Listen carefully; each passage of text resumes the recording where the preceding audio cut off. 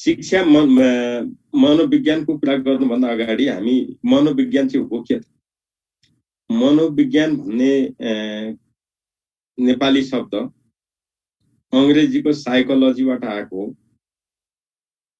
र यो अंग्रेजीमा साइकोलोजी पनि ग्रीक भाषाको साइकिक र लोगोस दुईटा शब्दबाट साइकोलोजी आएको छ है, ध्यान दिनु होला।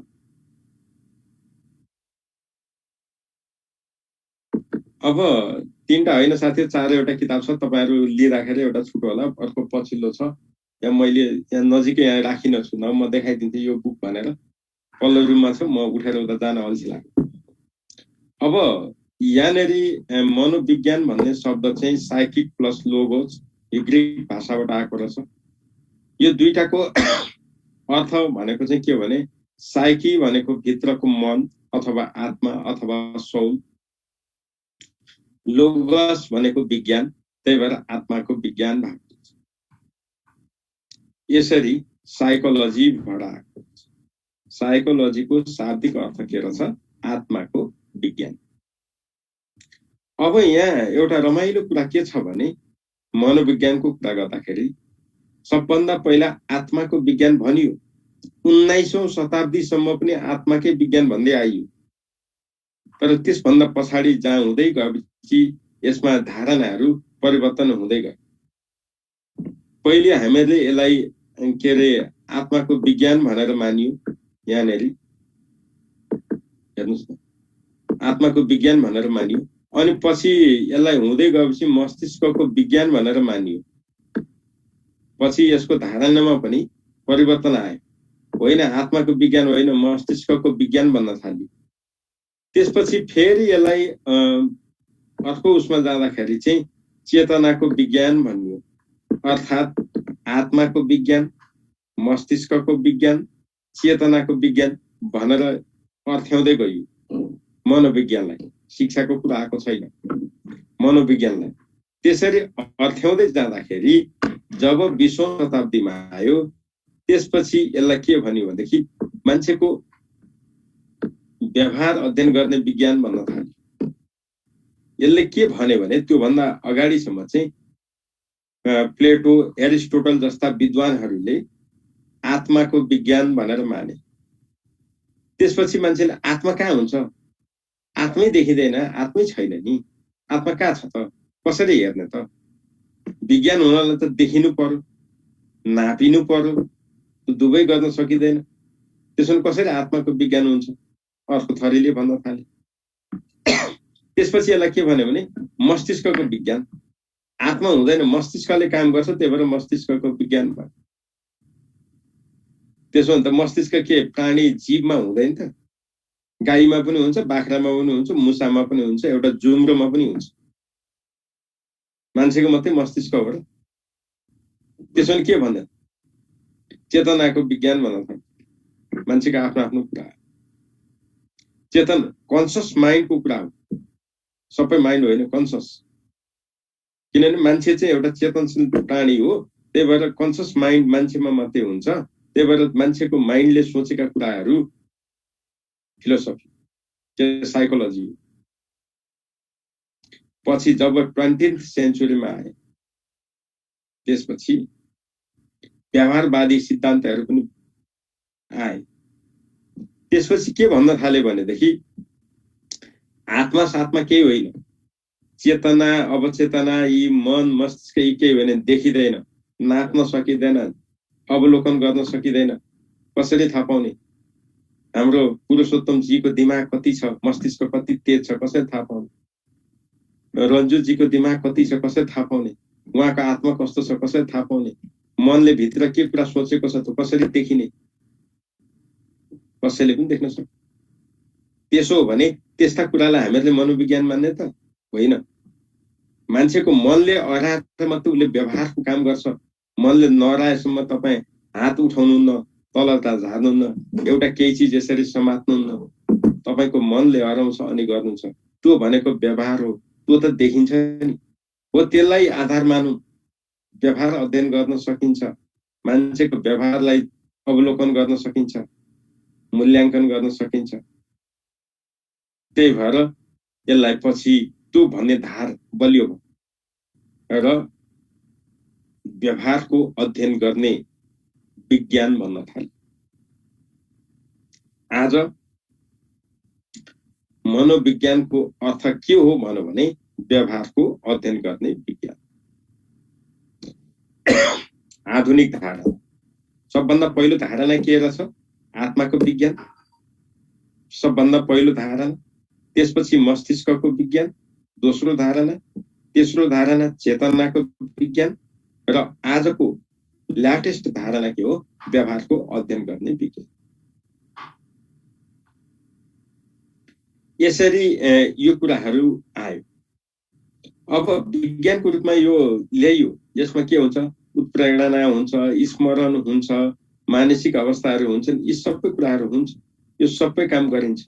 त्यही भएर यो बायोलोजीसँग बढी सम्बन्धित छ। जीवहरू मान्छेको मात्रै होइन,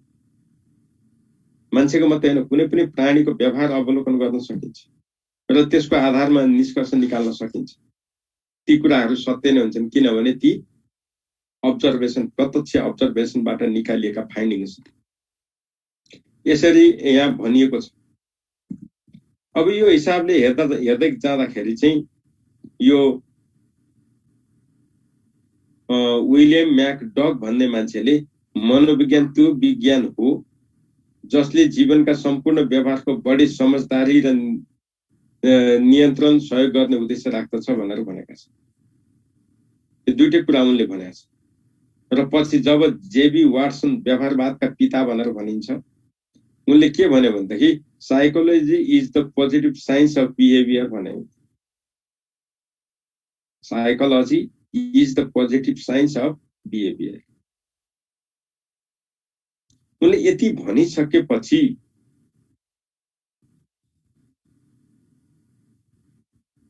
यहाँनिर व्यवहारवादका कुराहरू बढी चर्चामा आए। त्यो हिसाबले हेर्दाखेरि यसलाई क्रमशः आत्माको विज्ञान, मनको विज्ञान, चेतनाको विज्ञान हुँदै व्यवहारको विज्ञान भनिन थालियो। यो नै आजको दिनमा मनोविज्ञानको अर्थ हो। त्यसो हो भने मनोविज्ञानमा शिक्षा जोडे के हुन्छ? शिक्षा चाहिँ के हो त? शिक्षा मनोविज्ञान भन्दा मनोविज्ञान भनेको मुख्य वृक्ष हो। शिक्षा मनोविज्ञान भनेको त्यसको एउटा हाँगा मात्रै हो, ब्रान्च हो। शिक्षा मनोविज्ञान भनेको शिक्षाको क्षेत्रलाई मात्रै यसले समेट्ने कुरा गर्छ। यसले सिकाइको कुराहरू गर्छ। सिक्नका लागि के कुराले प्रभाव पार्छ त्यसलाई कुरा गर्छ। सिक्नको लागि के चिजले प्रभाव पारिराखेको छ ती कुराहरूको, ती व्यवहारहरूको अध्ययन गर्छ।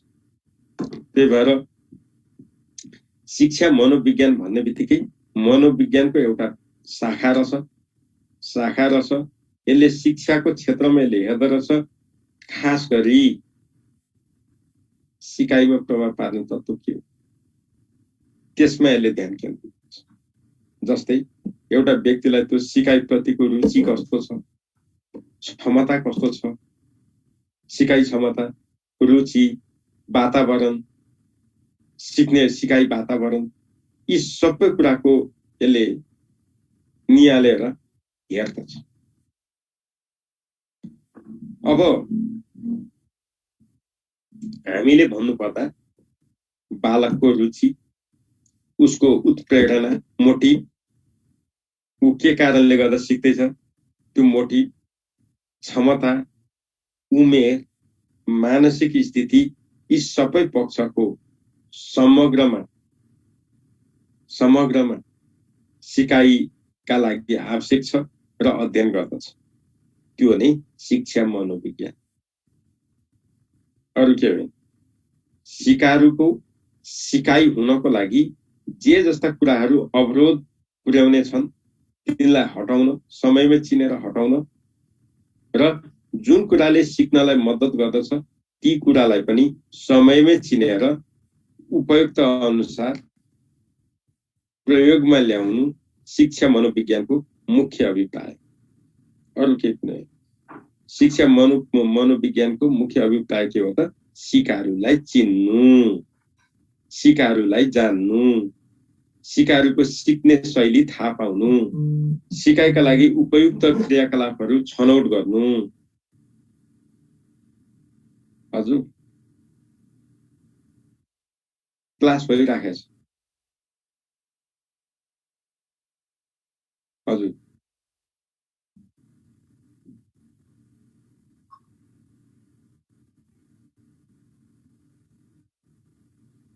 म क्लासमा बोलिराखेको छु, तपाईको फोन उठाइदियो। सबै विद्यार्थीले देखिरहेको भएको छ, 186 जना देखिरहनु भएको छ।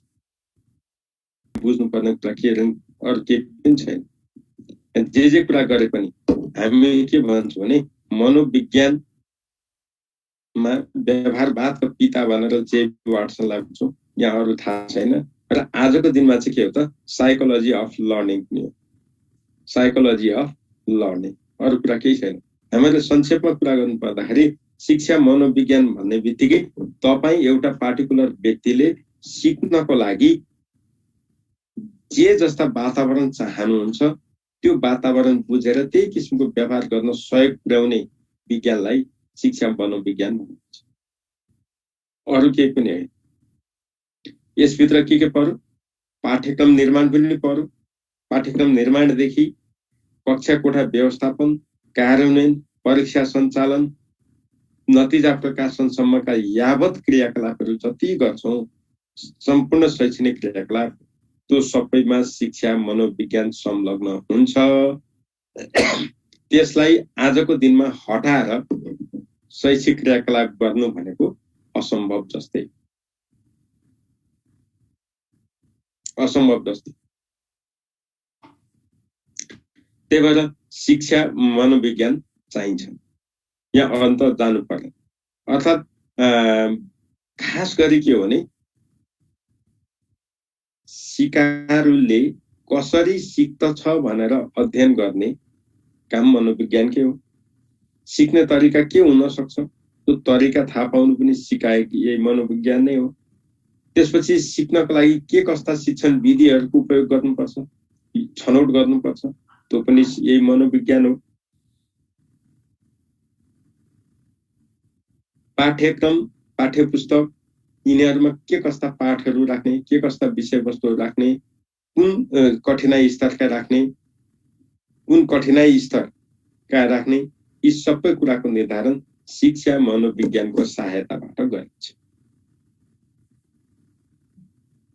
त्यही भएर अब यसमा हामीले हेर्नुपर्ने केही छैन। यहाँनिर केही भनाइहरू राखिएको छ, यी भनाइहरू सरस्वती हेर्दा हुन्छ, त्यस्तो केही छैन। त्यसो हो भने शिक्षा मनोविज्ञानको आवश्यकता के हो त भन्दा सिकारको चाख, व्यवहार, क्षमता जस्ता कुराहरू पहिचान गर्ने र त्यो अनुसार शिक्षण गर्ने। सबभन्दा मेन, जबसम्म सिकारु सिक्नका लागि तयार हुँदैनन् तबसम्म सिकाइ नगर्ने।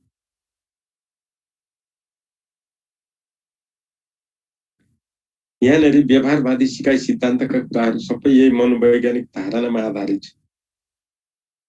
आधारित छन् है। अब जस्तै विद्यार्थी कक्षामा 20 जना विद्यार्थी, सबैको सिकाइ क्षमता त एउटै हुँदैन। कसैले छिटो सिक्छन्, कसैले ढिलो सिक्छन्। छिटो सिक्नेले पनि सिक्न पाउनु पर्यो, ढिलो सिक्नेले पनि सिक्न पाउनु पर्यो। त्यो हो वैयक्तिक भिन्नता। अर्को वैयक्तिक भिन्नता भनेको कोही कान कम सुन्ने हुन्छ, आँखा कम देख्ने होला, त्यो पनि वैयक्तिक भिन्नता हो। अब अर्को भिन्नता के हो भने सबै नेपाली भाषी विद्यार्थी नहुन सक्छ। कोही तामाङ भाषी होलान्, कोही नेवारी होलान्, कोही लिम्बू भाषा बोल्ने होलान्, अब अरू त्यस्तै। ती सबै भाषा भाषी समुदाय सबैले सिक्न पाउने अवस्थाको सिर्जना गर्ने काम शिक्षा मनोविज्ञानकै रहेछ। त्यही भएर कक्षा कोठा व्यवस्थापन गर्नु परेको रहेछ।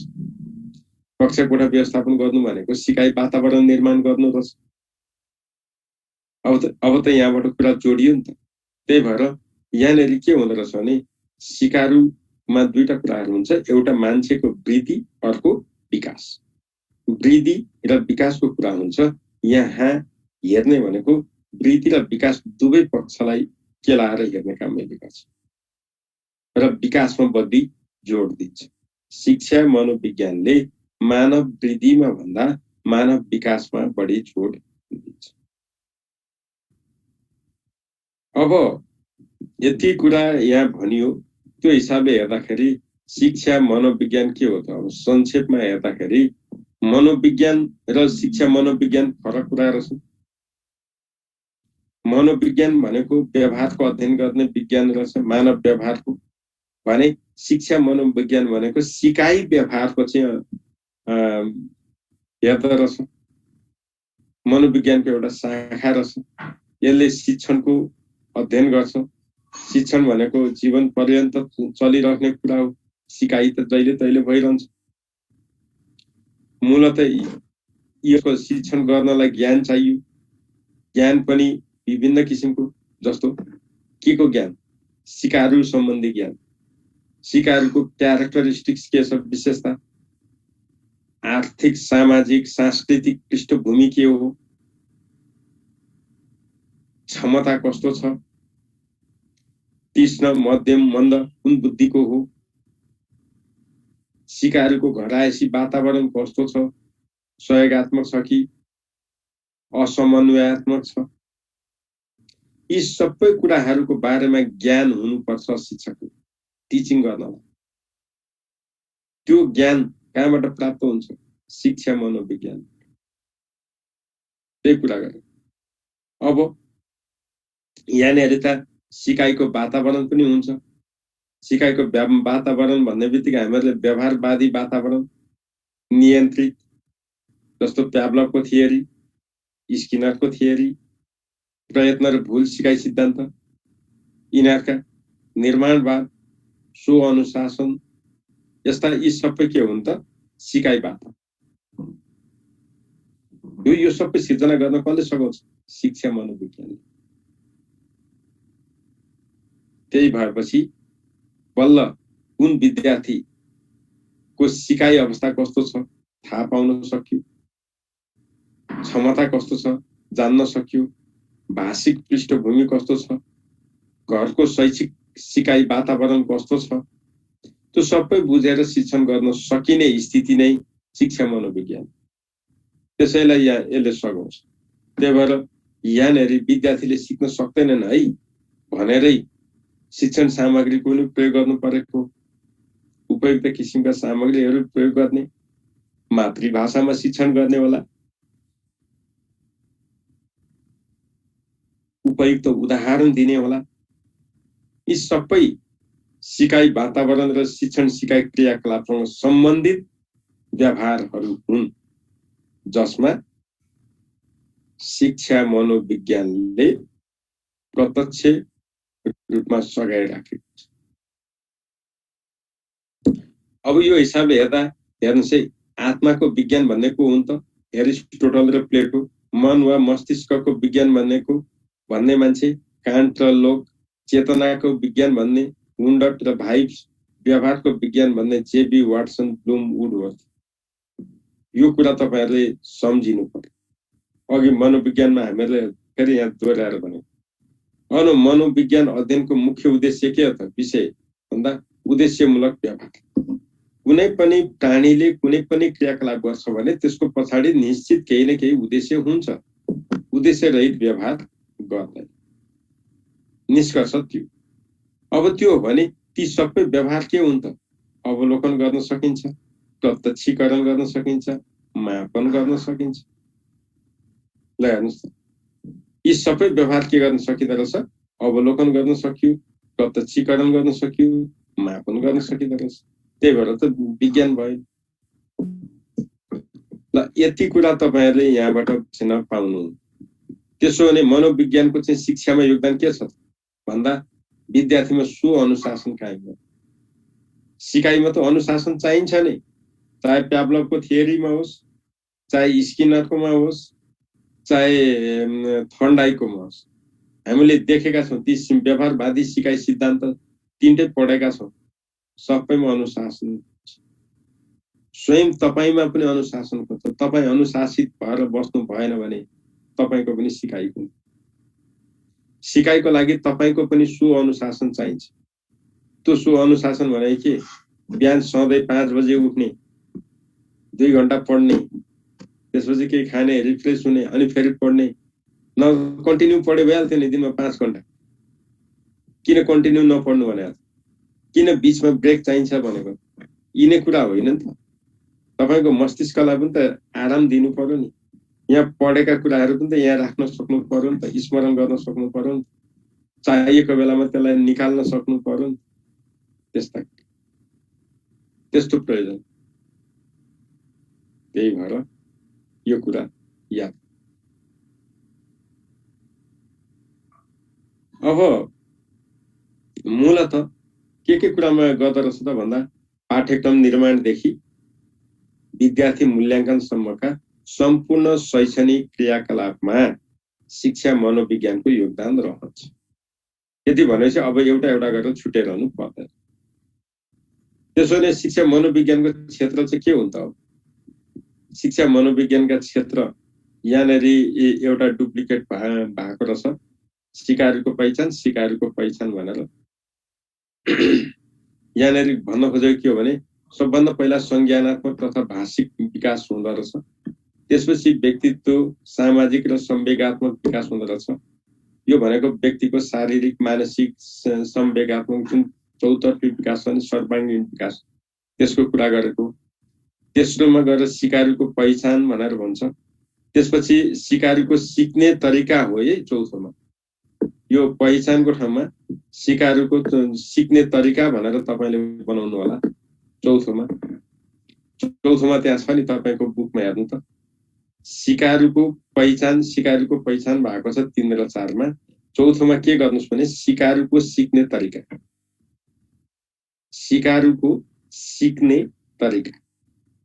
अनि 5 मा गएपछि सिकाइलाई प्रभाव पार्ने तत्त्वहरूको पहिचान, 6 मा गएपछि शिक्षण विधि र प्रक्रियाको निर्धारण गर्ने, र 7 मा गएर सिकाइको मूल्याङ्कन गर्ने, र 8 मा गएर ज्ञानात्मक प्रतिक्रिया, त्यसपछि उसले व्यवहारमा प्रयोग गर्ने। यी सबै शिक्षा मनोविज्ञानका क्षेत्र हो, नझुकिनु होला। मैले यसमा के भने भने शिक्षा मनोविज्ञानको क्षेत्र चौथोमा सिकारुको सिकाइ तरिका, त्यति एउटा सच्याउनु होला। अरु मैले के भने अब बल्ल हामी मानव वृद्धि र विकासको कुरा गर्छौँ। शिक्षा मनोविज्ञानको कुरा यति गर्दा हामीलाई पुग्यो। तपाईलाई यहाँ जाँचमा सोध्ने त्यस्तो एकदमै महत्त्वपूर्ण कुरा के हुन्छ भने, अघि यहाँ जुन तपाईलाई मैले माथि यहाँ देखाएको छु बक्समा, हेर्नुस् त,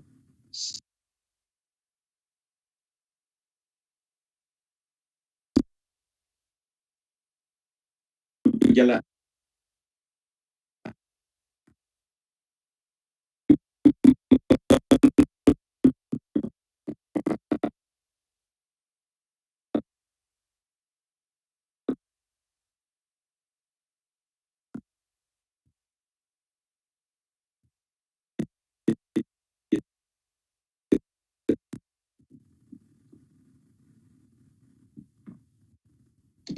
अब वृद्धि र विकासलाई सरस्वती हेर्नु, मानव वृद्धि र विकास।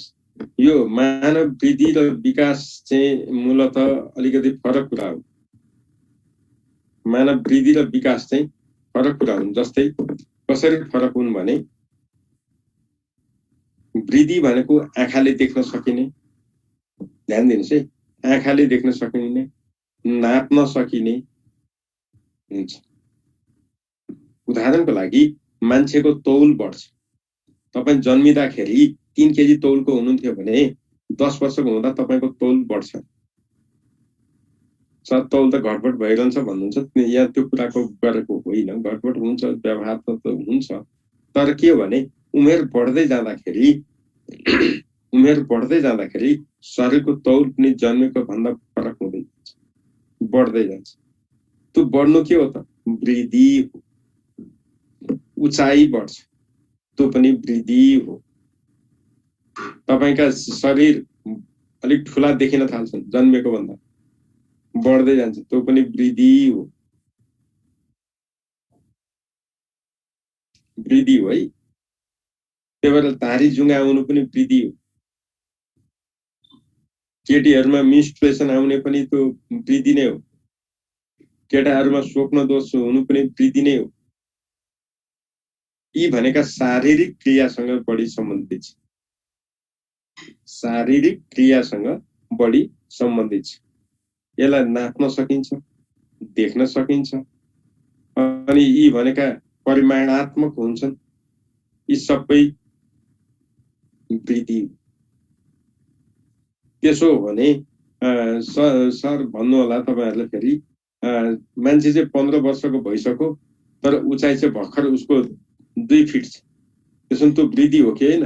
वृद्धि हो तर सकारात्मक होइन, नकारात्मक। यहाँनेरि वृद्धिलाई रोक्न सकिदैन। वृद्धि एउटा निश्चित उमेरसम्म जान्छ। तपाई जन्मेको बालक जस्तो छ त्यही स्थितिमा सधैँ त्यसलाई राख्छु भनेर लाख कोसिस गर्न सक्नुहुन्न। एक दिन ऊ बामे सर्न थालि नै हाल्छ। एक दिन टुकु टुकु दुईटा खुट्टाले हिँड्ने नै हुन्छ। बोल्न पनि उसले थालिहाल्छ। केही चिजलाई समात्न जान्दछ। केही ठाउँमा पुग्न उसको खोज्दछ। यी सबै वृद्धि हुन्, विकास होइन। त्यसलाई रोक्न सकिँदैन। यी सबै बायोलोजिकल जैविक प्रक्रियाहरू। वृद्धि भनेको शरीरको निश्चित समयसम्म चल्ने हो, जीवनभर चल्ने चीज होइन। तर विकास गुणात्मक हो, क्वालिटेटिभ हो, क्वान्टिटेटिभ होइन। विकासलाई देख्न पनि सकिँदैन, छुन पनि सकिँदैन, महसुस गर्न सकिन्छ।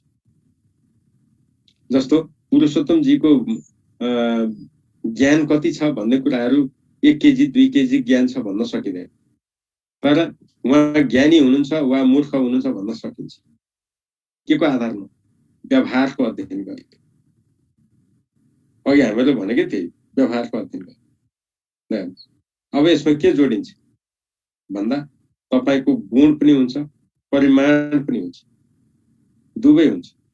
जस्तो उदाहरणको लागि परिमाण कसरी हुन्छ त भन्दा शारीरिक, मानसिक, संवेगात्मक यी सबै खालको चौतर्फी विकासको एकीकृत स्वरूप हो नि त। तपाईलाई तपाईको शारीरिक वृद्धि भएन भने विकास पनि त्यही गतिमा जाँदैन। विकासको लागि वृद्धि आवश्यक पर्छ। उदाहरणको लागि तपाईलाई क ख ग घ लेख्नको लागि 5 वर्ष उमेर पुरा भएपछि कक्षा 1 मा भर्ना गरिन्छ नि। त्यो वृद्धि यदि नहुने हो भने त्यहाँ किन भर्ना गर्न लानु पर्छ? विकास हुन्थ्यो त? हुँदैन थियो। त्यही भएर विकासको लागि वृद्धि आवश्यक छ र वृद्धिको लागि पनि विकास आवश्यक छ। यी दुवै एक अर्काका परिपूरक, एकले अर्कालाई सघाउँछ।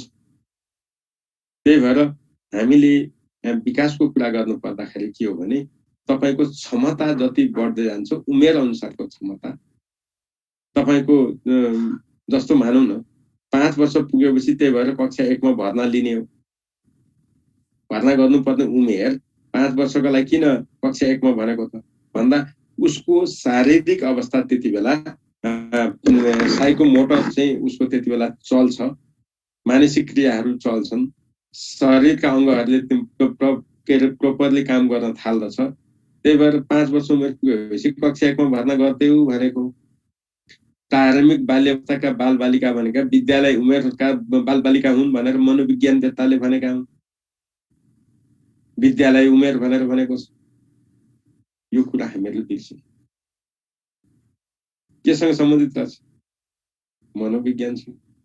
त्यही भएर वृद्धि भनेको आँखाले देखिने, नाप्न छुन सकिने, तौल बढ्नु, उचाइ बढ्नु, शारीरिक अंग प्रत्यङ्गमा देखिने परिवर्तनहरू यी सबै वृद्धि हो।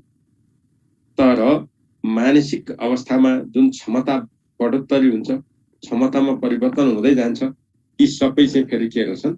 विकास हुन्छ। जस्तै कक्षा 1 मा पढ्दै गरेको बालबालिकाले क ख ग घ लेख्न जान्दछ। 2 माने हुनेले सामान्य शब्दहरू बनाउला, 3 मा हुनेले अनुच्छेद गर्ला, कक्षा 10 मा पढ्नेले निबन्धै लेखिदिन्छ। यी सबै के हुन्छ? विकास हो। विकास फेरि निश्चित बिन्दुमा गरेर रोकिने होइन। जन्मदेखि मृत्युसम्म विकास निरन्तर हुन्छ। विकास भनेको सिकाइ हो। विकास भनेको सिकाइ हो। त्यही भएर यो जन्मदेखि मृत्युसम्म निरन्तर चलिने रहने प्रक्रिया, निरन्तर चलिने रहन्छ। अब वृद्धिको लागि तपाईले चाहे पनि नचाहे पनि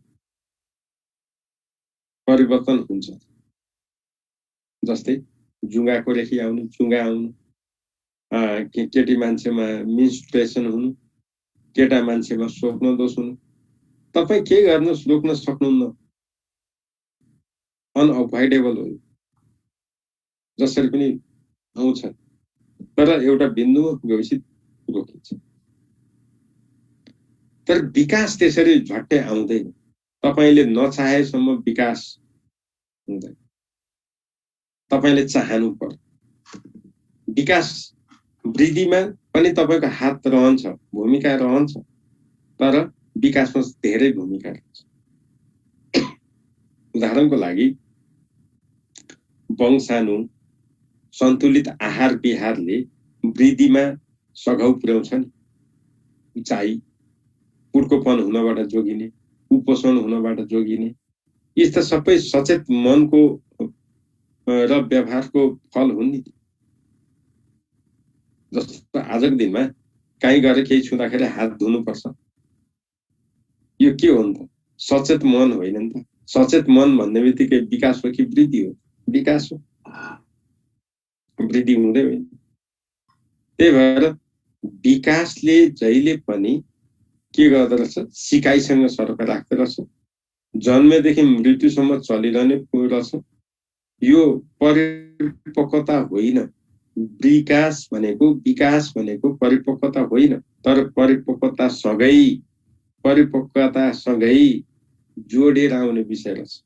परिपक्वताको परिणाम स्वरूप हुन्छ।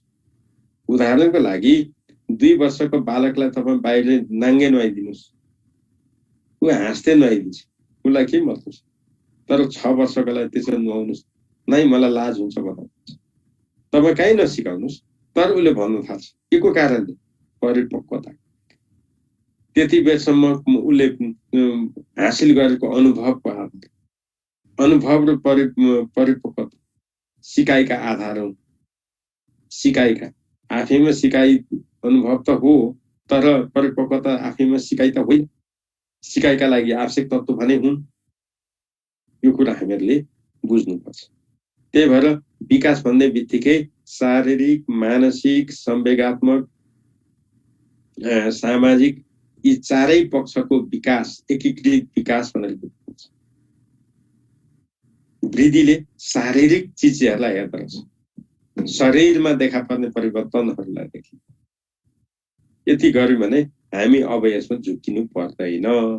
तपाईलाई यहाँबाट जाँच्न सोध्छ, व्यक्तिको उचाइ बढ्नु वृद्धि हो कि विकास? सिम्पली हामी वृद्धि भन्नुपर्ने हुन्छ।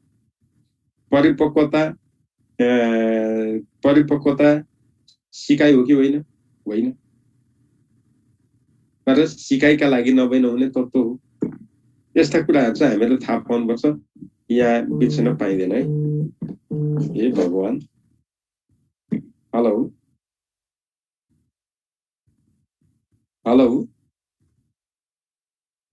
हजुरले क्लास किन जोइन नगर्नु भएको? मानिसको संरचनात्मक र शारीरिक परिवर्तन वृद्धि हो। प्रो एन्ड प्रोले भनेको छ। हेर्नुहोस् है, मानिसको संरचनात्मक र शारीरिक परिवर्तन वृद्धि हो। जस्तो उदाहरणको लागि भर्खर जन्मेको बालकको औँला कत्रो हुन्छ? यत्रो हुन्छ। अहिले तपाईको औँला कत्रा भयो? त्यो सबै के हो त? वृद्धि हो। त्यसको हात यत्रो थियो, तपाईँ पनि जन्मिँदा त्यत्रै हुनुहुन्थ्यो। त्यसमा क्रमता मिल्छ। जुनसुकै बालक हो, वृद्धि उस्तै हुन्छ। हेर्नुहोस् है, सुरुमा बालक जन्मिँदाखेरि जुनसुकै जात समुदाय धनी गरिब जतासुकै जन्मिनु सुस्तै हुन्छ, आकार प्रकार हेर्नु सुस्तै हुन्छ, रूप रङ हेर्नु सुस्तै हुन्छ। त्यसपछि कुनै पनि जात धर्म संस्कृति जुनसुकैको होस् न, 2 वर्ष नपुगी बोल्दै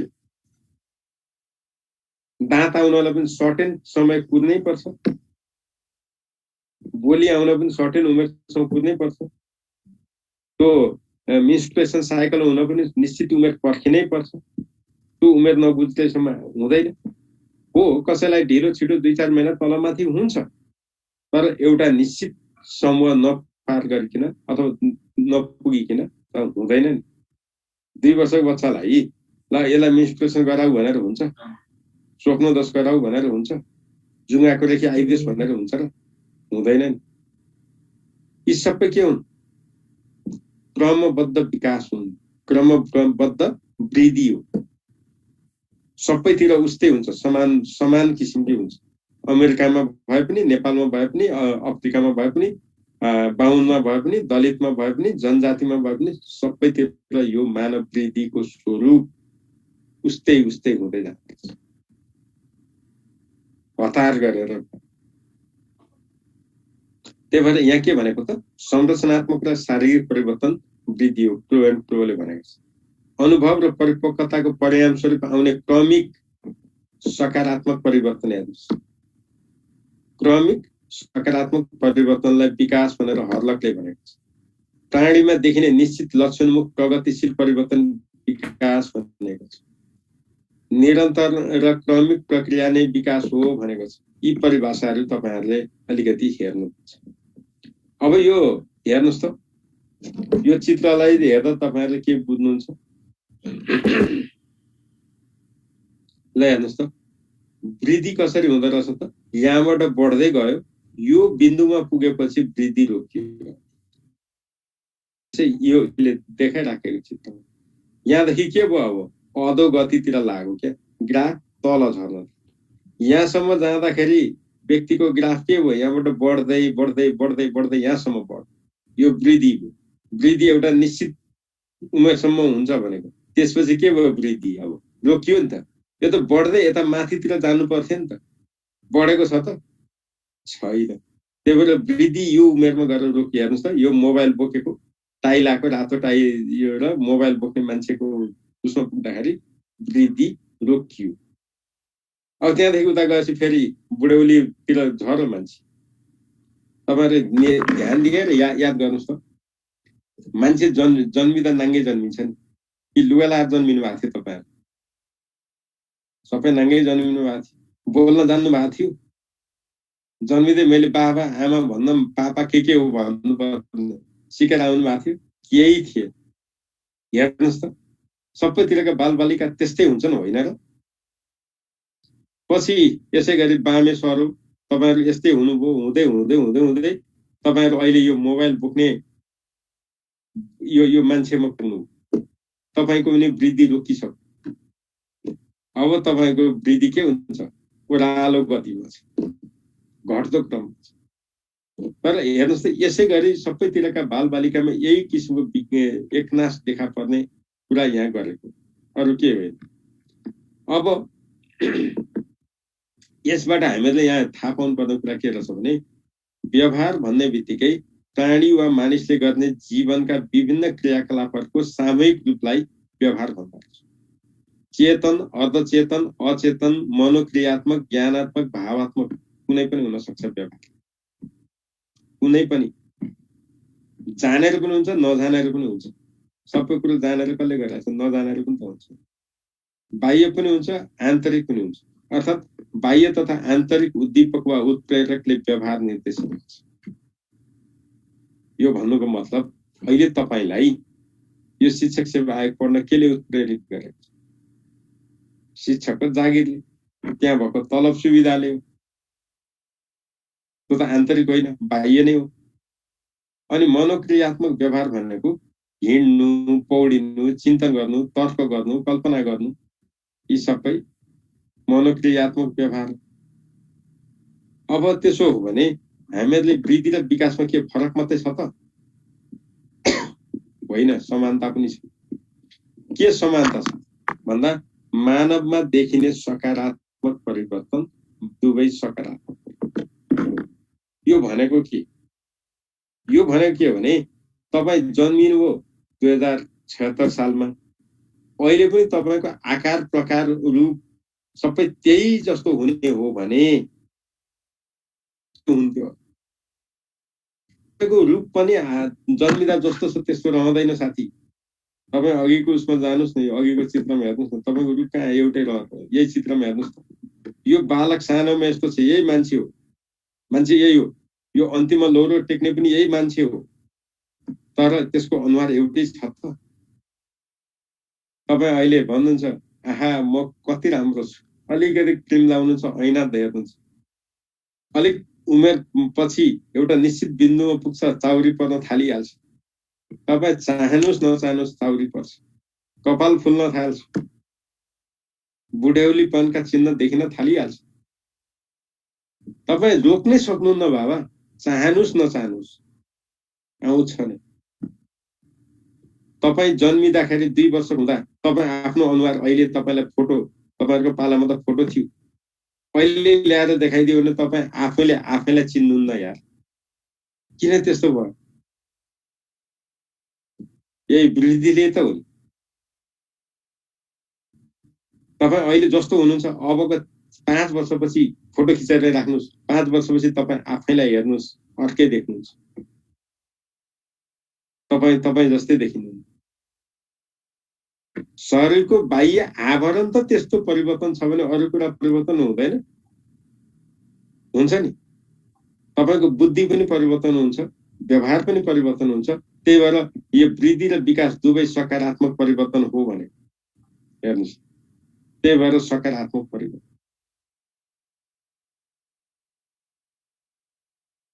1 मा पढ्ने बालबालिका र 10 मा पढ्ने बालबालिका उस्तै हुने हो भने, बुद्धि उस्तै हुने हो भने यहाँ विकासको के अर्थ हुन्छ? विकासको के मतलबै हुँदैन। यहाँ पनि त 10 मा पढ्नेले अलिक बढी क्षमतावान हुनु पर्यो नि 1 मा पढ्ने भन्दा।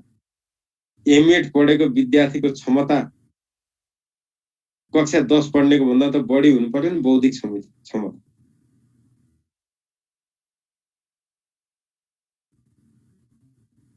हो त्यस्तो बढी हुनु भने 3 वर्षको बालकको भन्दा 7 वर्षको बालकको तौल उचाइ बढी हुनै पर्छ। त्यसलाई सकारात्मक परिवर्तन।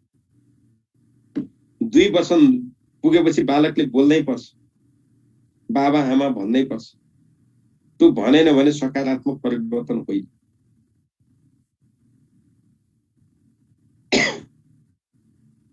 मान्छे चाहिँ 16 वर्ष भइसक्यो, कक्षा 1 को 1 मात्रै पढिरहन्छ भने त्यो पनि सकारात्मक विकास होइन। त्यही भएर यहाँनेरि यो दुवैको बीचको समानता के रहेछ? दुवै सकारात्मक हुन्। वृद्धिले उमेर अनुसार उसको तौल उचाइ बढ्दै जानु सकारात्मक परिवर्तन। विकासतर्फ तपाईँ कक्षा 2 वर्षको भन्दा 3 वर्ष हुँदा अलिक बढी परिपक्वता देखाउनु, 3 मा भन्दा 4 वर्ष हुँदा अझै धेरै अनुभव हासिल गर्नु, सिक्नु, ती सबै के हुन्? सकारात्मक विकास हुन्। त्यही भएर दुवै सकारात्मक परिवर्तन। अर्को के भन्छ? विकासका लागि वृद्धिको आवश्यक हुन्छ, वृद्धिका लागि विकास आवश्यक हुन्छ। यो दुवै चाहियो। अनि वृद्धि विभिन्न चरणमा फरक फरक हुन्छ, विकास पनि विभिन्न चरणमा फरक फरक हुन्छ। एक नास्ता कहाँ छ? कहीँ त छैन। अनि यी दुवै जटिल र संवेदनशील मानसिक एउटा शारीरिक प्रक्रिया हो। वृद्धि शारीरिक प्रक्रिया हो, विकास चाहिँ मानसिक प्रक्रिया हो। यहाँ त हामीले झुकिनै पर्दैन। त्यही भएर दुवैले परिपक्वताको कुरा गर्छ। एउटा शारीरिक परिपक्वताको, शारीरिक परिवर्तन भनेको जुङ्गाको रेखी आउनु, जुङ्गा स्वर सुरिलो हुनु हैन, यी सबै शारीरिक परिवर्तनहरू हुन्। अर्को मानसिक प्रक्रिया परिवर्तन, परिपक्वता देखिनु भनेको चाहिँ तपाईँ 7 वर्षको बच्चा धडङ्ग रिसाउँछ, अलिकति सानो कुरामा रोइदिन्छ, तपाईँहरूले त्यसो गर्न सक्नुहुन्छ? सक्नुहुन्न नि। तपाईँले त्यहाँ के देखाउनुहुन्छ? म्याचुरिटी देखाउनुहुन्छ। त्यही त हो नि परिपक्वता। रिस उठिहाल्यो भने भित्र दबाएर राख्नुहुन्छ, बरु दारा किट्नुहुन्छ, अन्ततिर ध्यान दिनु छ त्यस्तो खालको व्यवहार त देखाउनु न। 4 वर्ष 5 वर्षको बालबालिकाले गर्ने जस्तो व्यवहार त तपाईँ देखाउन सक्नुहुन्न। अब तपाईँले त्यो उमेरमा देखाउनु भयो तर अब सक्नुहुन्न क्या, त्योबाट तपाईँ माथि आइसक्नु। यसले त्यही कुरा गरेको। त्यही भएर वृद्धिको अवधि सीमित हुन्छ, विकासको अवधि असीमित हुन्छ। यसलाई सन्तुलित आहार वंशाणु वातावरणले प्रभावित गर्छ, यसलाई पनि प्रभावित पार्छ। भन्नुको मतलब वृद्धि र विकासमा समानता रहेछ। वृद्धिले विकासलाई सघाउँदो रहेछ, विकासले वृद्धिलाई सघाउँदो रहेछ। ल वृद्धिले विकासलाई सघायो, विकासले चाहिँ वृद्धिलाई कसरी सघाउँछ भन्दा विकास भनेको त सिकाइ हो नि त। तपाईलाई अहिले के भन्यो भने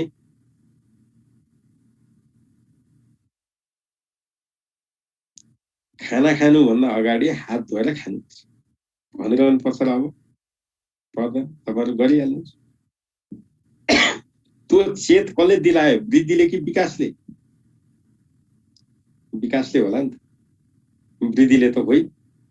भनेपछि अब तपाईले पौष्टिक आहार खानुभयो भने तपाईको शरीर के हुन्छ, तन्दुरुस्ती हुन्छ।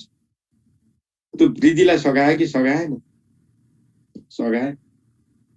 अब वृद्धि चाहिँ तपाईँ भर्खर मान्छे चाहिँ तपाईँ 5 वर्षको हुनुभयो उमेरले चाहिँ, तर शारीरिक जुन हिसाबले वृद्धि हुनु पर्थ्यो त्यो चाहिँ भर्खर जन्मिएको जस्तो हुन्छ।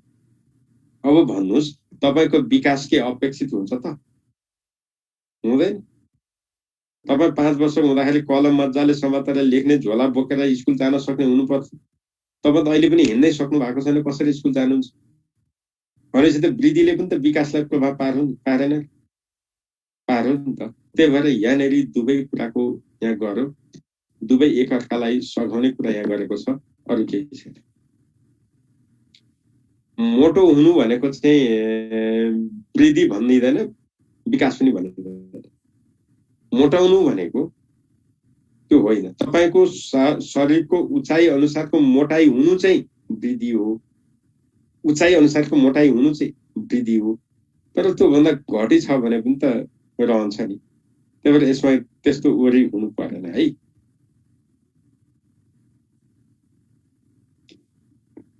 सिकाइ प्रक्रिया पनि छ। सिकाइ प्रक्रिया, विकास भनेकै सिकाइ प्रक्रिया त हो नि, सिकाइ त हो नि, अरू के हो र?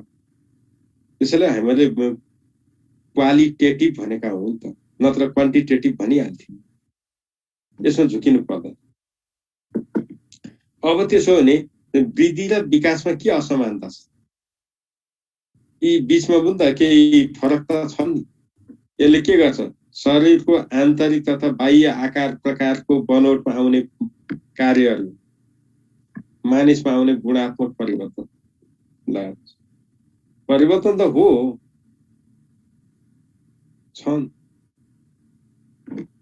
शरीरको आन्तरिक बाह्य आकार प्रकारमा बनोटमा परिवर्तन आउने कार्य वृद्धि हो। त्यो त हामीले भनिहाल्यौँ। तपाईँ जन्मिँदा हात यत्रा थिए, अहिले यत्रा भयो। मुठी यत्रो थियो, अहिले यत्रो मुठी भयो। शरीर यसरी अँगालोमा मारेर आमाले बोकेर हिँड्न सक्नुहुन्थ्यो, अहिले सक्नुहुन्न, त्यत्रो ठुलो भयो। त्यो परिवर्तन त हो, वृद्धि त हो। त्यस्तै तपाईँ 3 वर्षको हुँदाखेरि जसरी सोच्नुहुन्थ्यो, जसरी व्यवहार गर्नुहुन्थ्यो, अहिले तपाईँले गर्ने व्यवहार कम्प्लिटली फरक छ। विकासकै गुण परिवर्तन। त्यस्तै यहाँनिर तौल उचाइ बढ्ने यस्ता कुराहरू यहाँ भनेको छ। त्यही भएर यो वृद्धि र विकासको सन्दर्भमा अब धेरै चर्चा गर्नु पर्दैन होला। हामीले भन्न सक्छौँ शारीरिक परिवर्तनहरू जे देखिन्छन् ती सबै वृद्धि हो, अनि मानसिक परिवर्तन जे देखिन्छन् ती सबै विकास हो। संक्षेपमा हामीले बुझ्दिने त्यति हो। त्यसो हो भने वृद्धि जति कुराहरू जन्मजात प्रक्रिया हुन्, जन्मजात गुण हुन्। विकास भनेको चाहिँ तपाईले आर्जन गरेको, तपाईले कमाएको। त्यही भएर त सबै मान्छेको स्वभाव एउटै छ, ज्ञानको क्षमता एउटै छ, फरक फरक छ।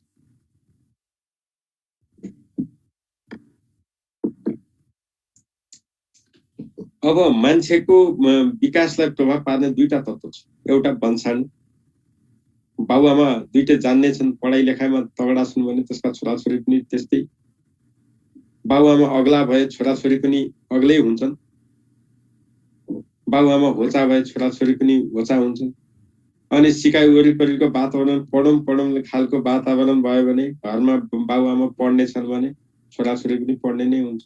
घरमा परिवारका सदस्य सबै पढाइमा ध्यान दिनेछन् भने अरू पनि पढ्ने हुन्छ।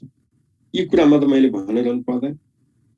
यहाँनिर हामीलाई एउटा कुरो के थाहा छ भने 5 जना विद्वान बसेको ठाउँमा एउटा मूर्ख गयो भने 6 जना विद्वान भएर निस्किन्छ भन्ने कुरा त तपाईहरुले सुन्नु भएको छ। त्यस्तै 5 जना मूर्ख बसेको ठाउँमा 1 जना विद्वान गएर बस्यो भने 6 जना मूर्ख भएर निस्किन्छन् भन्ने पनि सुन्नु भएको छ। यी सब वातावरणका कुरा हुन्। यी चाहिँ वातावरणका कुरा। तर वंशाणु भनेको चाहिँ के हो भने अब यहाँनिर हाम्रो देशको अलिकति फरक पृष्ठभूमिबाट हेर्ने हो भने सामान्यतया क्षेत्री बाहुनहरू पढाइमा ध्यान दिन्छन्, हेर्नुस् है। अनि उत्तरतिरका शेर्पाहरू हिमाल चढ्नमा अब्बल छन्। तिनीहरू यता जागिर दिनुस् न खाना आउँदैन, हिमालै चढ्न रुचाउँछन्। मगर, गुरुङ, लिम्बू यिनीहरूलाई पाएसम्म ब्रिटिस आर्मी, यी सब के हुन्?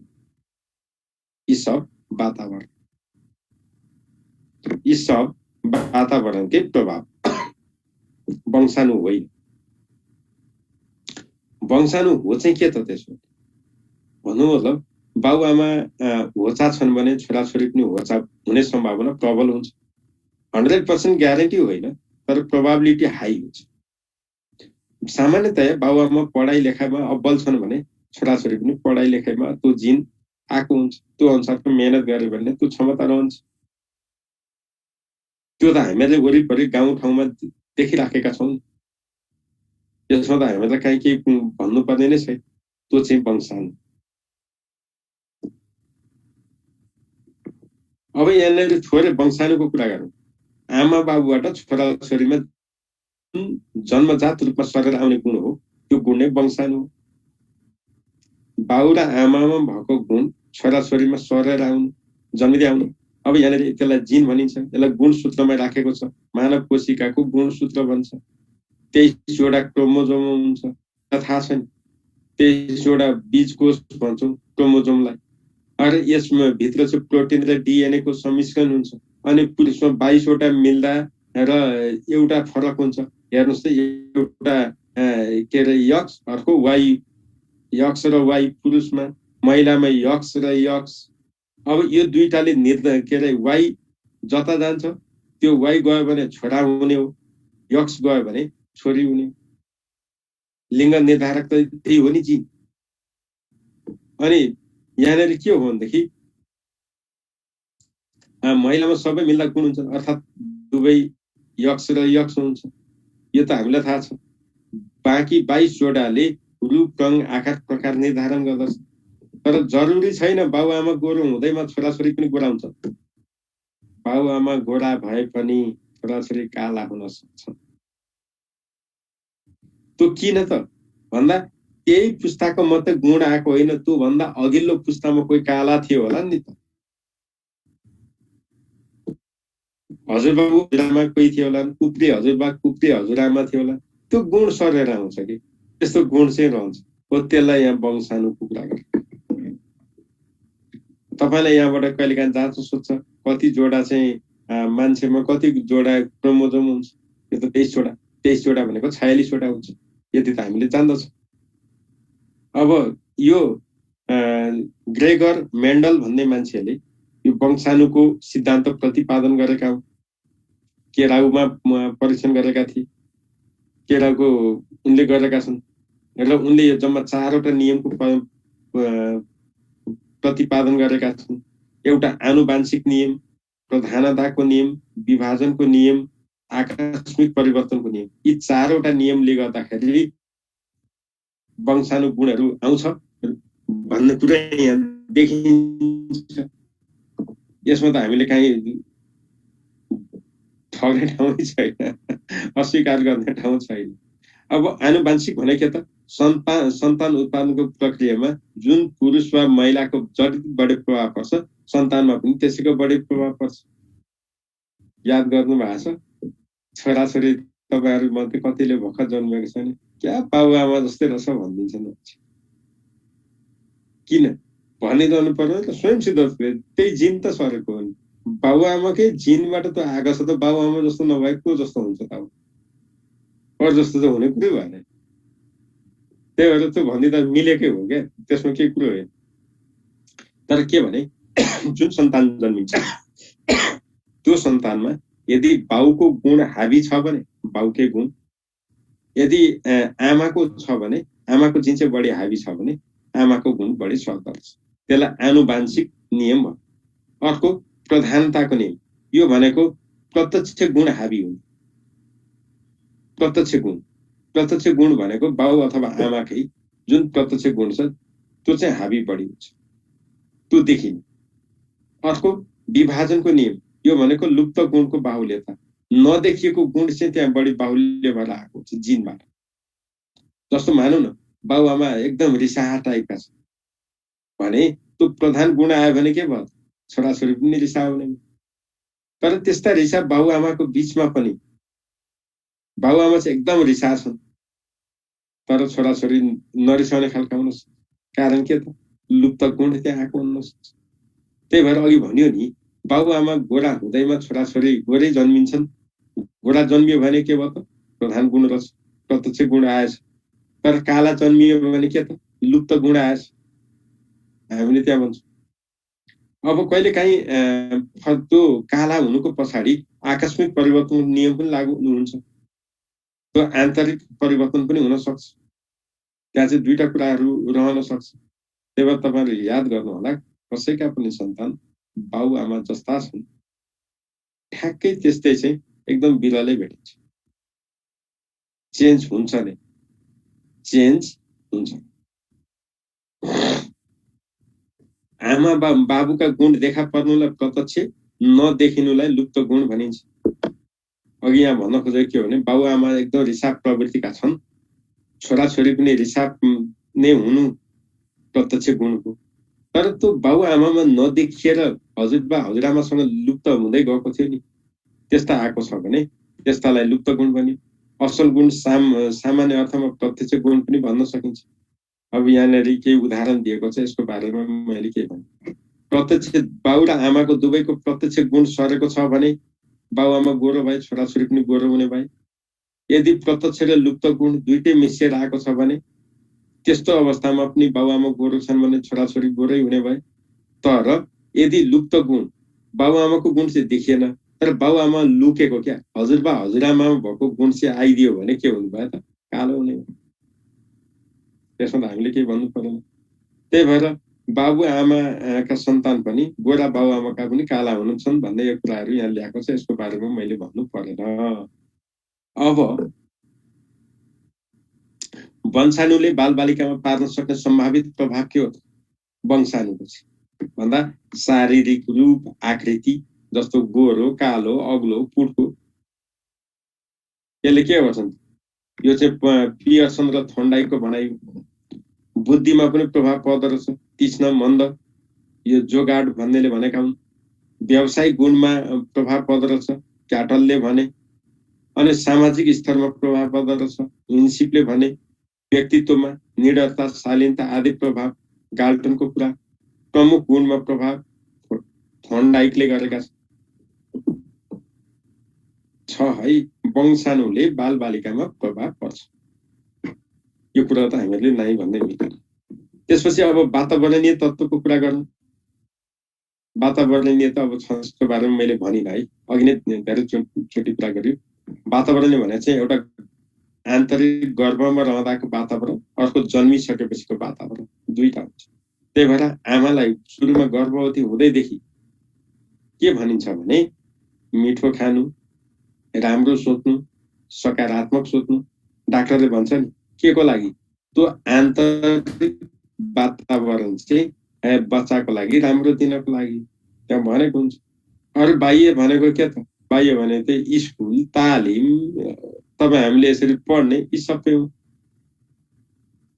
अब त्यसो हो भने मानव विकासका विशेषता के हुन् त? यहाँनिर थोरै परिवर्तनमा विकास सामेल हुन्छ। केमा? मान्छेको जुन व्यवहार अवश्य सामेल, तपाईँ नभइकन हुँदैन। विकास निरन्तर चलिरहने प्रक्रिया। विकासले दिशा र एकता क्रमिक रूपमा पछ्याउँछ। विकासले दिशा भनेको डिरेक्सन, पूर्व पश्चिम उत्तर दक्षिण, अर्थात् तलबाट माथि माथि माथि जाने क्या।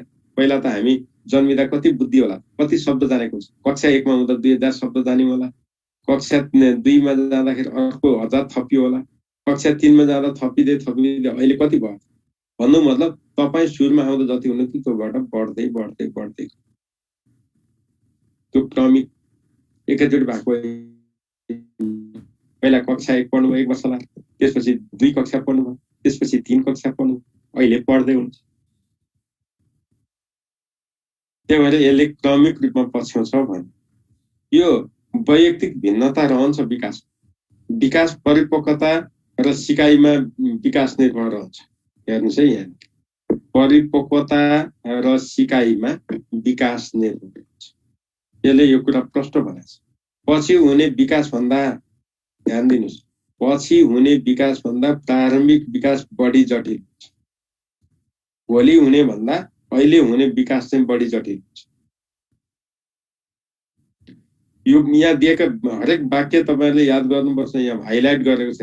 प्रारम्भिक विकास बढी जटिल हुन्छ, विकास अनुमान योग्य हुन्छ, अर्थात् मान्छेको व्यवहारलाई अनुमान गर्न सक्छ। मानव विकास चाहिँ शिरदेखि पाउतिर हुँदै जाने शीर्षपाद नियम र मानव शरीरको केन्द्र भागबाट फिजारिँदै आन्तरिक अङ्गको विकास भई अन्तमा छालाको विकास हुने निकट दूर नियम, दुईटा नियमबाट हुँदछ। एउटा शीर्षपाद नियम, अर्को निकट दूर नियम, दुईटा नियमबाट मान्छेको विकास हुँदछ।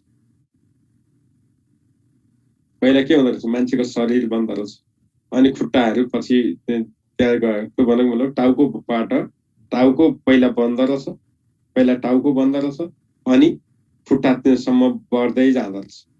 अनि अर्को चाहिँ के हुँदो रहेछ त? भित्र मुटु हुँदो रहेछ, त्यहाँबाट अनि चारतिर फैलिने हुँदो रहेछ, त्यहाँबाट अन्तिममा गएर छालाको विकास हुने। त्यो भएर निकट दूर नियम भनेको छ। सामाजिक अपेक्षाहरूमा विकास सामेल हुन्छ, विकासका अवरोधहरू हुन्छ, विकासका विभिन्न चरणमा खुसीहरू पनि फरक हुन्छ, विकासका विभिन्न चरणमा खुसीहरू पनि फरक हुन्छ।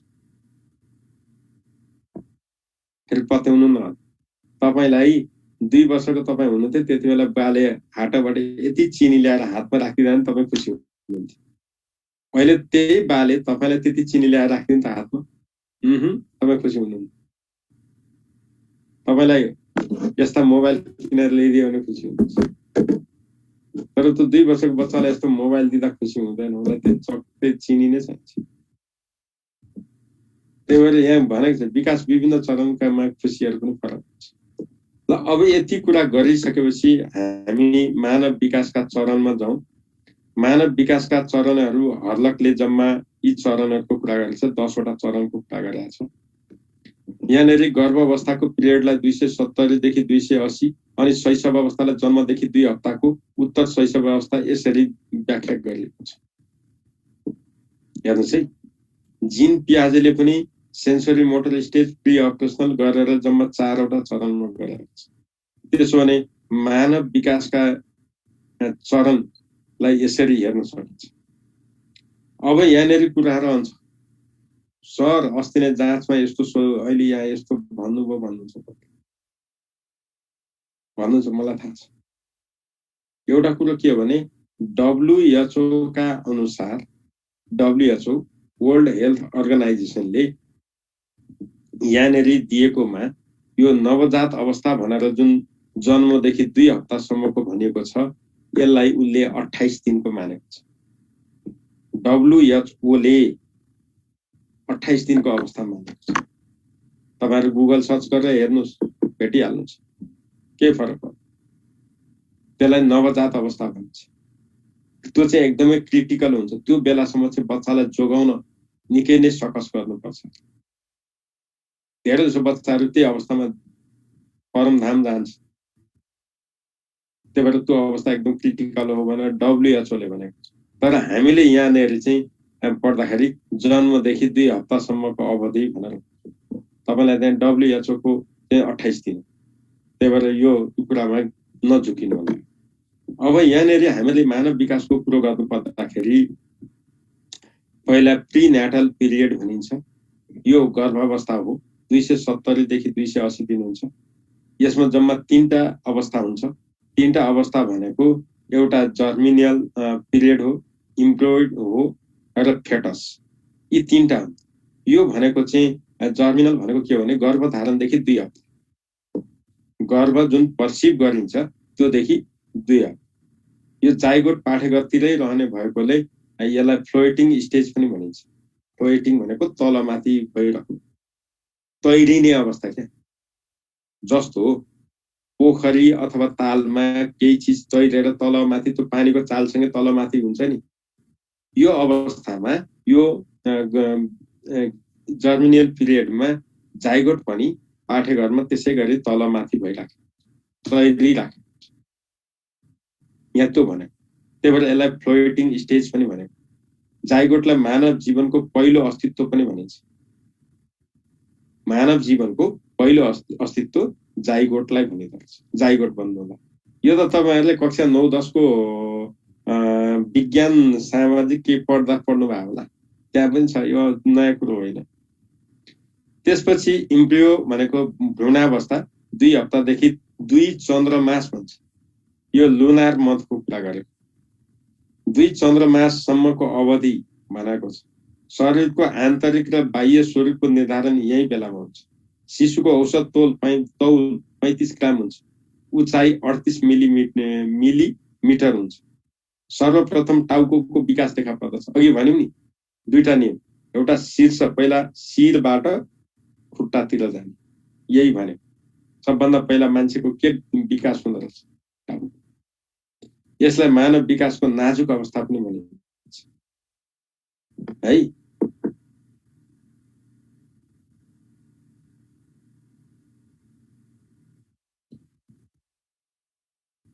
तपाईको सञ्जय यादवजी तपाईको हेल्थमा छ भन्नु ठीक छ।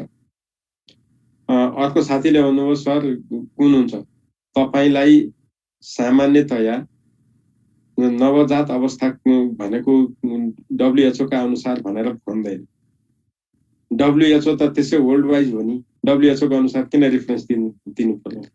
वर्ल्ड वाइड स्ट्यान्डर्ड हो नि त। त्यही भएर त्यहाँ तपाईलाई अप्सन कसरी दिन्छ त्यो अनुसार सोचेर चिन्ह लाउनु पर्छ। तपाईले अब यो मानव विकासको चरणतिरबाट तपाईलाई हर्लकका अनुसार भनौं भने त 28 दिनमा चिन्ह लाउनै पाउनु भएन, त्यसमा चिन्ह लाउनै पाउनु भएन। कहिलेकाहीँ तपाईलाई 2 हप्ता दिएन, 28 दिन 4 हप्ता भनिदिन सक्छ। तर त्यही भएर तपाईहरुले त्यो दुईटै कुरा दिमागमा राख्नु भयो भने त्यहाँ दिएका अप्सनहरूलाई हेरेर चिन्ह लाउन सक्नुहुन्छ। WHO का अनुसार भनौं भने त कुरै सिद्धिहाल्यो नि, काहीँ केही सोच्नै परेन नि, सिधा 28 दिनमा चिन्ह लाउँदा भइहाल्यो नि। त्यही भएर यस्तो प्रश्नहरुमा तपाईहरुले अलिकति बुझेर मात्रै चिन्ह लाउनु पर्ने हुन्छ। के क्वेशनले सोध्न खोजेको त्यो बुझेर चिन्ह लाउनु भयो भने गल्ती हुँदैन, झुकिनु पर्ने ठाउँ छैन है साथी। अब त्यसपछि हामीले भन्यौं सबभन्दा पहिला मानव जीवनको अस्तित्व केमा हुँदो रहेछ, जाइगोट। त्यसपछि सबभन्दा मान्छेको विकास हुने भाग के रहेछ, टाउको। दुईटा कुरा हामीले थाहा पाउनु पर्यो। अनि फेटस भनेको गर्भावस्था, बल्ल दोस्रो चन्द्रमासको अन्तदेखि जन्मसम्मको अवधिलाई फेटस भनिँदो रहेछ। पिण्डावस्था, पिण्ड जस्तो रहने। यो 15औं हप्तामा भएपछि मुटुको धड्कन सुरु हुँदो रहेछ। 15औं हप्तामा 18औं देखि 22औं हप्ताको बीचमा मुभमेन्ट सुरु हुन्छ। जो आमा हुनुभएको छ त्यो भित्र हात्ती चलाएको थाहा पाउँछ।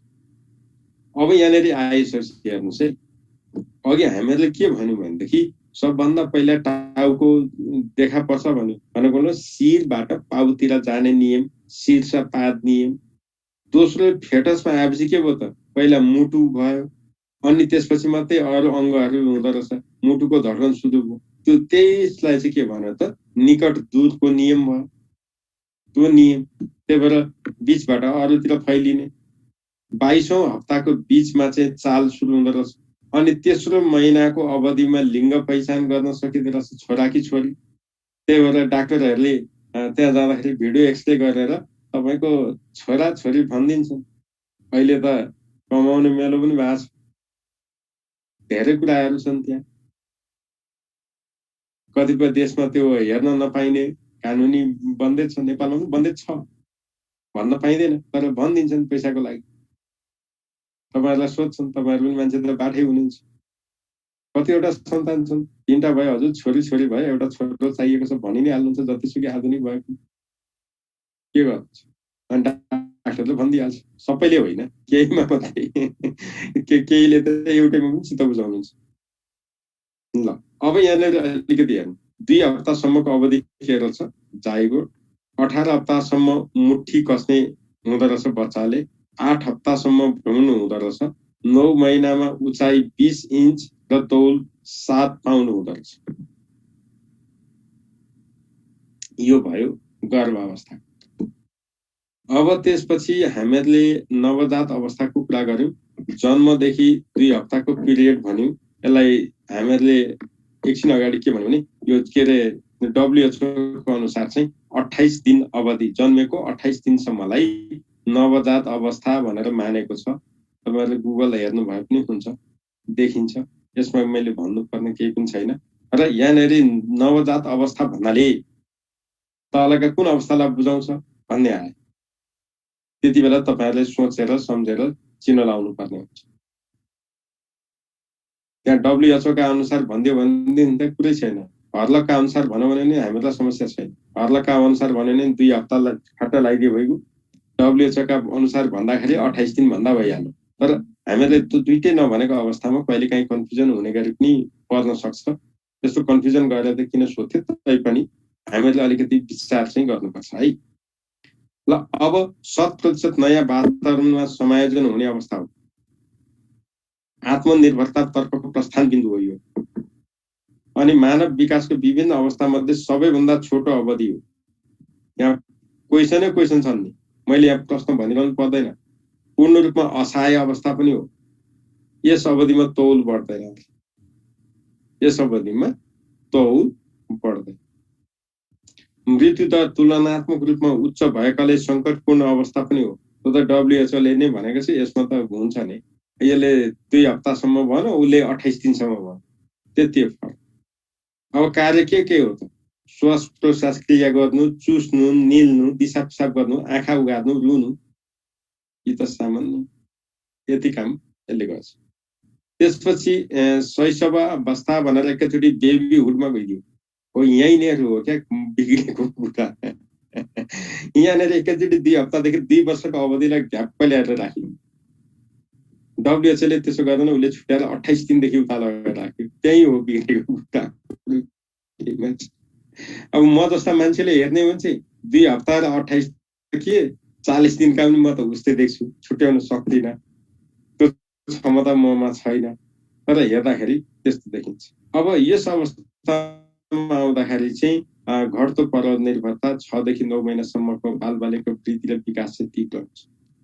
सबभन्दा बढी तीव्र हुने यही। दोस्रो वर्षमा आफ्नो शरीर नियन्त्रण गर्ने क्षमता राखेको छ। नियन्त्रण भने के, उठ्ने, बस्ने, हिँड्ने, समात्ने, उफ्रिने, यी काम गर्न सक्छ। ठोस खाना खाने। 1 वर्षको अवधिमा जन्मदाको तौल भन्दा झन्डै 3 गुणा तौल बढ्छ, तीव्रले बढ्छ। वैयक्तिक भिन्नताहरू स्पष्ट देखा पर्न थाल्छ। मांसपेशी बिस्तारै मजबुत हुँदै जान्छ। सामाजिकीकरणको थालनी गर्ने उमेर पनि हो। कसरी सामाजिकीकरण गर्छ, आमालाई देखेर हाँस्छ, तर नचिनेको मान्छे जाँदा त हाँस्दैन नि, डराउँछ नि त। त्यो के हो, सामाजिकीकरण हो। कोही नयाँ मान्छे आयो, हेरिरहन्छ, त्यो पनि सामाजिकीकरण हो। भनौँ मतलब चिने जस्तो व्यवहार गर्न उसले खोज्छ। यी कुराहरू रहन्छन् है।